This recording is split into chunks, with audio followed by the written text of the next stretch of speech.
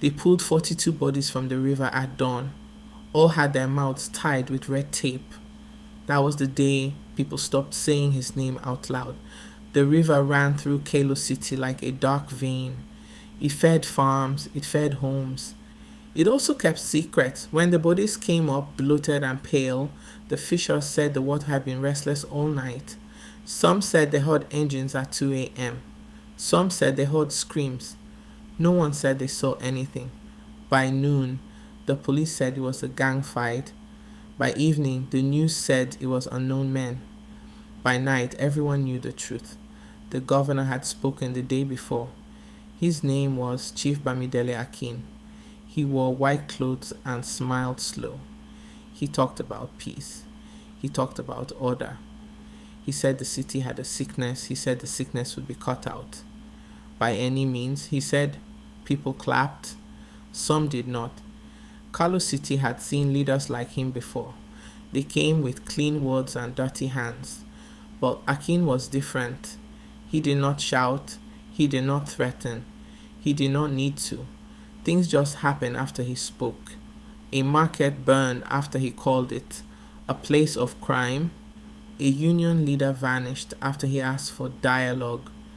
A judge fell sick after he ruled against the state, and now the river had spoken. Musa sold phone cards near the bridge. He slept in a room behind his stall. He watched the river every day. He knew when it was calm and when it was not. That morning, he saw shoes float by, then a shirt, then a hand. He ran.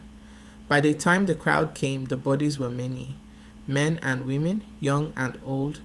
Some had rope burns on their necks. Some had broken fingers. All had red tape over their mouths. A woman screamed when she saw her son. A man fell to his knees when he saw his wife's ring. The police came late. They did not touch the bodies at first. They waited for a call. When the call came, they moved fast. They pushed people back. They covered the dead with black bags.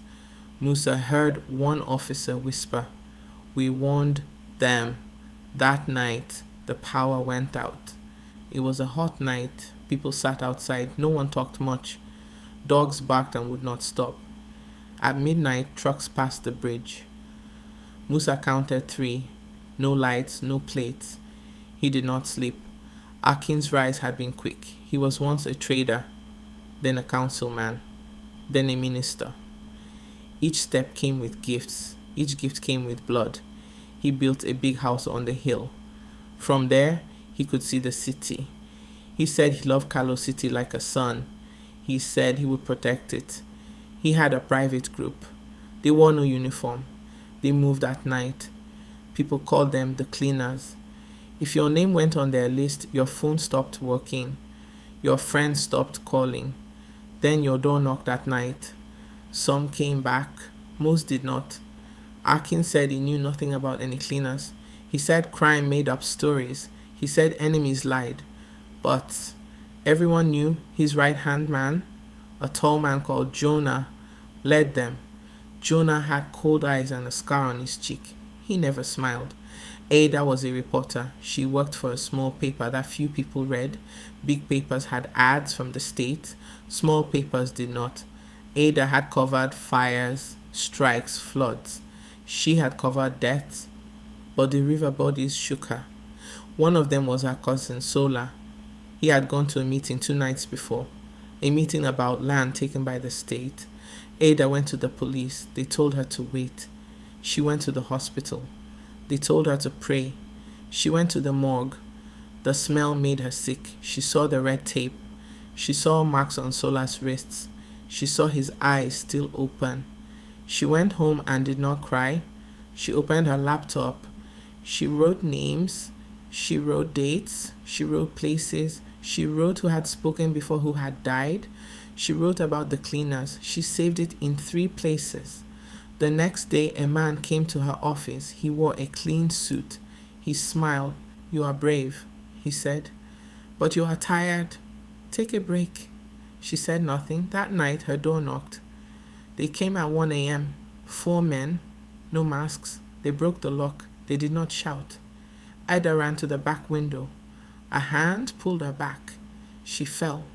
Her head hit the floor. They tied her hands, they taped her mouth. In the truck, she smelled fuel and sweat.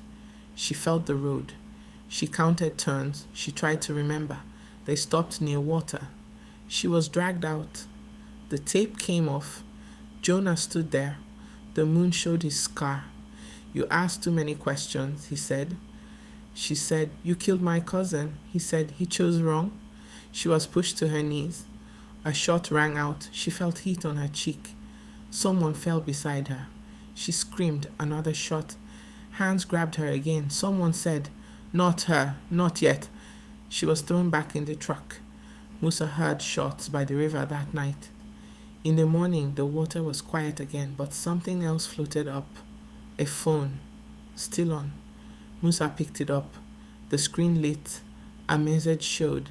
Send if I don't come back. There was a file. Musa could not read much English, but he knew someone who could. He went to the church near the bridge. The pastor had a computer.